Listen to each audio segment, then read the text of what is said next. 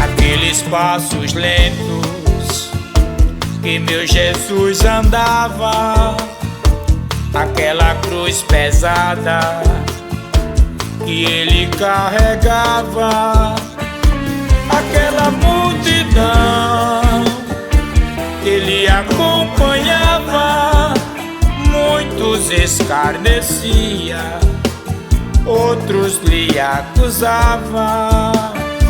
Aquela multidão que ele acompanhava, muitos escarnecia, outros lhe acusavam.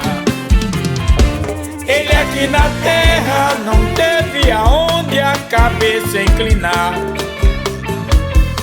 curou os enfermos, acalmou tempestade, andou sobre o mar, subiu ao Calvário por nossos pecados, deu prova de amor, foi crucificado, morto e sepultado, e ao terceiro dia ele ressuscitou.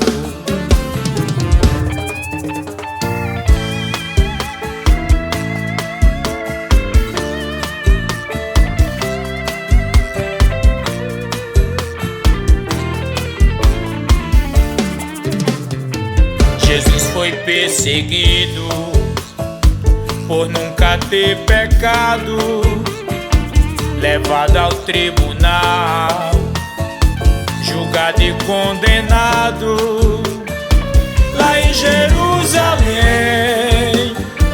ele foi arrastado diante dos seus amigos, ele foi humilhado. Lá em Jerusalém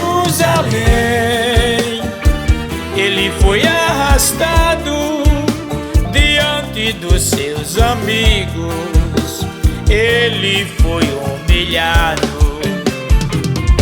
Ele aqui na terra não teve aonde a cabeça inclinar, curou os enfermos, acalmou tempestade, andou sobre o mar, subiu ao Calvário por nossos pecados, deu prova de amor, foi crucificado, morto e sepultado, e ao terceiro dia ele ressuscitou. Foi crucificado, morto e sepultado, e ao terceiro dia ele ressuscitou. Foi crucificado, morto e sepultado, e ao terceiro dia ele ressuscitou.